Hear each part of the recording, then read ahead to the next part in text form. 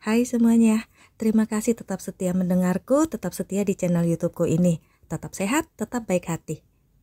3, 2, 1. Saat Andre pulang ke rumahnya di tengah malam itu, Mark ada tertidur di rooftopnya dalam keadaan lusuh dan sangat berantakan. Andre sangat lelah dan sangat mengantuk. Dia ingin langsung tidur, tapi melihat kondisi Mark itu, dia mandi dan memasak, baru membangunkan Mark. Mas bro, hei bangun, makan yuk. Kalau bisa mandi dulu biar segar, baru itu makan terus tidur lagi deh. Kata Andre berasa ngoceh sendiri karena Mark masih pulas. Mas bro, hoi bangun, bangun. Kata Andre lagi, tapi kali ini mendorong Mark sampai jatuh dari kursi santai yang jadi tempat tidurnya itu. Jelas saja Mark kaget dan langsung marah-marah. Andre tertawa. Itu cara ampuh ngilangin ngantuk mas bro, kata Andre sambil menyodorkan teh pada Mark. Mark duduk dan hanya diam saja. Sejak kapan di sini mas bro? Something wrong? Gembel kala tuh, kata Andre melirik pada penampilan Mark. Alana, dia nggak mau nikah, tapi aku sudah bertemu orang tuanya, kata Mark pelan. Kalau itu mah udah jelas dari dulu saat dia hamil Ara, kenapa galau begini? Mark diam lagi.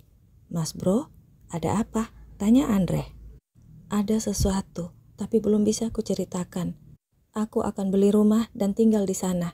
Hanya dokter dan Alan yang boleh tahu, yang lain tidak boleh tahu, apalagi yang namanya Nyonya Mika, kata Mark pelan, tapi itu seperti terasa sangat menyindir Andre. Alana sangat marah, dia menuduhku membohonginya. Dia tahu partnermu itu ibuku. Padahal aku sendiri baru tahu kalau ibuku mengenal Alana dan Amara pada saat malam di pesta itu. Tapi sudah terlanjur, itu jadi kebohonganku. Aku juga tak bisa ketemu Ara lagi. Tidak apa-apa, yang penting mereka berdua aman. Suara Mark terdengar sangat sendu. Andre jadi sedih melihat Mark. Mas bro, coba sekali-kali mancing Alana. Untuk apa? Tanya Mark. Sekedar ngeliat reaksi dia aja. Dia suka apa enggak sama mas bro? Kata Andre lagi. Kenapa harus repot-repot mancing perasaan dia padaku, sementara aku sendiri juga gak punya perasaan apa-apa padanya. Dia bilang gak punya rasa suka, apalagi cinta. Sama sepertiku. Kata Mark. Terus ngapain mau nikah? Menjaga nama keluarganya, juga nama Alana, dan terlebih tentu saja untuk anakku. Dokter kan yang bilang, di daerah manapun selama masih di Indonesia akan jadi gunjingan dan jadi cemoohan. Kalau dia nggak punya ayah, dia nggak punya suami. Aku nggak mau anakku mengalaminya. Dia punya ayah, dia punya ibu. Kalau kami bisa jadi orang tua yang utuh baginya, tanpa cinta pun, kupikir itu tak masalah, kata Mark lagi. Kalau gitu, nggak ada salahnya dicoba saranku tadi mas bro. Ayolah, kata Andre tertawa. Saran yang mana? Tanya Mark dan meminum tehnya. Ya, rekayasa dikit hanya untuk melihat reaksi ibu anakmu itu gimana. Aku agak penasaran mas bro, kalau padaku, aku sangat tahu Alana tidak punya perasaan sama sekali. Itu jelas, cuman aku yang cinta padaku. Tapi kalau kasus dengan mas bro, kan beda. Kalian punya anak, maksudku kalian pernah melakukan hubungan badan, hubungan intim, walaupun mungkin ya Alana tidak sadar pada saat itu. Tapi menurutku sampai saat ini dia memutuskan tidak menikah, tidak punya hubungan dengan siapapun. Mungkin tanpa dia sadari, dia sudah menyimpan hatinya itu untuk mas bro. Menurutku sih, teoriku ini masuk akal kan? Rekayasa misalnya, mas bro pura-pura kecelakaan. Biasanya kalau mendengar kejadian-kejadian begitu, reaksi seseorang itu lebih jujur, apa adanya. Panik, nangis. Jujur, aku mencintai Alana mas bro, tapi aku ingin kalian berdua bersatu. Hal yang mungkin tidak akan aku lakukan kalau Alana dengan laki-laki lain. Bos tempat Alana bekerja yang di Amerika, itu cinta mati pada Alana dan dia juga sahabatku. Tapi aku tak rela kalau Alana dengannya. Mark terdiam, dia tak berniat tahu apa Alana menyukainya atau tidak. Dia hanya memikirkan anaknya. Seandainya nanti dia dengan Alana menjadi suami istri, ya dia akan setia. Berharap hal yang sama juga untuk pasangannya. Dua orang yang saling setia walau tanpa cinta. Batin Mark. Aku lapar dok, malam ini aku nginap di sini, besok nyari rumah, kata Mark. Itu percakapan terakhir Andre dengan Mark. Andre menghapus air matanya. Mas bro, aku bilang rekayasa kecelakaan, bukan benar-benar celaka begini. Bangunlah, ayo, Ara sudah pergi. Dia menangis terus tadi menunggumu. Bangunlah mas bro, susul mereka, jangan menyerah. Di atas ambulans itu, Andre terus memompa dada Mark dengan doa dan air matanya yang menetes. Tapi Mark tetap diam, membiru dan membeku. 2 hari kemudian, hampir semua mata menangis di depan televisi mereka masing-masing, melihat 4 sahabat yang menangis di depan jenazah sahabat mereka. Orang memuji ketampanan mereka dalam setelan hitam-hitam mereka, tapi kesetiaan dan kesedihan mereka lah yang membuat air mata menetes. Berita-berita penuh dengan kata-kata menyentuh tentang persahabatan mereka. Mereka berlima sahabat sejak kecil. Bahkan mereka kerja di satu perusahaan atau mereka kehilangan sahabat dan pimpinan. Selamat jalan sahabat.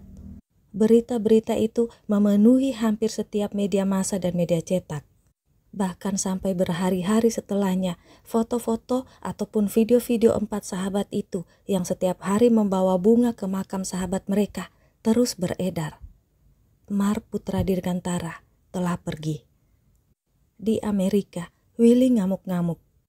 Aku tak menyuruh membunuhnya. Aku hanya minta dia diberi pelajaran. Kalian bodoh. Kalian bersembunyilah sampai, bos, itu bukan aku. Sela orang yang di seberang telepon. Bersihkan semua bukti-bukti. Bos, itu bukan aku. Ada orang lain yang membunuh Mark Dirgantara. Itu bukan aku, bos. Maksudnya? Aku dan anak buahku bahkan belum bergerak, bos. Aku tak tahu kalau target akan ke bandara. Aku sama sekali belum menyentuhnya. Bukan kita, ada orang lain, bos. Kalau begitu, selidiki siapa itu. Willy menutup telepon dan menghapus jejaknya. Ada orang lain yang mengincar Mark. Data-data Mark bersih. Dia memang playboy, tapi selain itu track rekornya bagus. Tidak ada alasan orang untuk membencinya, apalagi membunuh. Jadi siapa? Kenapa? Willy menelpon lagi. Gimana? Ada petunjuk? Tanya Willy. Dan Willy harus kecewa lagi. Alana menghilang membawa Amara. Tidak ada jejak sama sekali. Bahkan di data penumpang pesawat pun tidak ada petunjuk. Ada apa denganmu, Lan? Di mana kamu? Willy frustasi. Andre duduk termenung di ujung jalan rahasia di rumah putih dekat danau. Siapa? Kenapa? Nak, kamu di mana? Andre memejamkan matanya yang lelah mengingat hari kejadian. Karena dia dokter, dia diizinkan untuk memeriksa Mark dan Alan di tempat kecelakaan dekat bandara. Mark masih sadar. Mas bro, ini aku, tetap sadar. Dengar aku? Aku akan menelpon Alana, mungkin pesawatnya masih di bandara. Tapi Andre terhenti. Dia melihat Mark menggeleng dan berbisik. Andre mendekatkan telinganya, berusaha menangkap suara Mark. Lalu Mark tidak sadarkan diri. Mark memang melarang Andre memberitahu Alana tentang kecelakaan itu. Tapi sekalipun Andre ingin memberitahunya, tetap saja tidak bisa. Alana tidak ditemukan. Apa yang salah? Aku bahkan meminta izin untuk bisa mengantarnya sampai di pintu pesawat. Pesawat dengan tujuan Amerika, walau aku tidak melihat tiket Alana. Andre sudah berusaha untuk mencari Alana dan Amara dimanapun yang memungkinkan, tapi tidak ada jejak, tidak ada petunjuk. Andre juga meminta tolong pada Willy, tapi tetap sama. Willy juga tidak menemukan informasi apapun di mana Alana berada. Satu-satunya orang yang mungkin mengetahui di mana posisi Alana adalah Alan. Tapi Alan koma, kritis, luka di kepalanya parah. Ami menjaga Alan dengan air matanya dan Pak Prayoga tiap hari mengunjungi makam Mark. Kepala Andre pusing, hatinya sakit, otaknya kalut. Badannya pun sangat lelah. Tapi dia harus kuat, hanya dia satu-satunya yang akan menyingkap ada apa di balik semua ini. Walau belum ditemukan, tapi dia harus tetap melindungi Alana dan Amara. Andre melarang 4 sahabat memberitahu Ibu Ami kalau Alana menghilang. Mereka tahu Alana di Amerika. 4 orang sahabat itu harus mengatasi masalah di Dirgantara Company yang anjlok dengan kematian Mark. Banyak yang menarik saham dan investasi mereka. Mereka hanya percaya pada Mark. Belum lagi mulai muncul kasakusuk tentang siapa pemimpin baru Dirgantara Company. 4 sahabat itu menghindari masuk ke ruang kerja Mark, tapi mereka harus masuk ke sana. Banyak yang mereka perlukan ada di ruang kerja Mark, di meja Mark. Dan setiap mereka ada di ruang kerja Mark itu, mereka akan menangis. Mereka merasa Mark masih duduk di sana dengan wajah datar dan dinginnya. Dio bahkan menginap dan tidur di sana berhari-hari. Bro, kenapa lo? Kenapa nggak gue aja yang duluan? Kalau gue yang pergi, di sini nggak bakal sekacau dan sehancur ini, bro. Dio menangis, merasa menyesal karena dia selalu tidak serius dalam pekerjaannya walaupun beberapa kali Mark menasehatinya. Dim melarikan diri ke kampung Pak Ari. Dia ke makam bapak angkatnya itu, melapor. Ayah, sudah ketemu Mark? Apa dia baik-baik? Dan Dim akan menangis di sana. Clay menutupi kesedihannya dengan menyibukkan diri, mengerahkan semua informannya menyelidiki kecelakaan Mark. Dan Steve, dia mengamankan data-data semua harta kekayaan Mark. Maya yang sangat terpukul berhari-hari menangis di kamar adiknya, tapi dia juga harus menjaga ibunya, menjaga Mika yang berkali-kali pingsan, bahkan pernah mencoba untuk bunuh diri. Di rumah Mark, Pak Yono, 2 satpam, tukang kebun, dan istrinya, serta sopir pribadi Mark, memenuhi rumah Mark dengan lilin dan rangkaian bunga, dan lampu-lampu tidak pernah mati di rumah itu. Di belahan bumi lain, Alana tak bisa membujuk Amara yang terus menangis dan mengurung diri di kamar. Amara memeluk foto papa putranya. Papa nggak datang, papa nggak sayang Ara. Dan dia menangis lagi. Rasa marah dan kecewa mulai membentuk dendam di hati Amara pada ayahnya itu.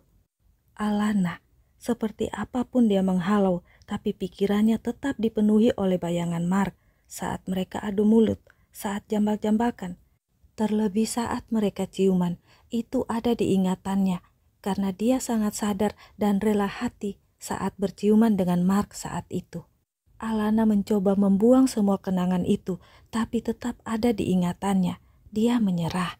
Dia menjalani hari-harinya dengan bayangan Mark yang terus ada di kepala dan di hatinya. Dia bertahan, apalagi setelah dia menyadari ada kehidupan baru di dalam perutnya. Aku tak ingin bertemu denganmu, tapi aku akan menjaga anak-anakmu. Walau aku tak mencintaimu, tapi aku janji akan setia padamu. Alana tidak tahu kalau keinginannya untuk tidak bertemu dengan Mark itu terpenuhi. Dia tak akan bertemu Mark lagi. Didn't mean to make you cry if I'm not back again this time tomorrow.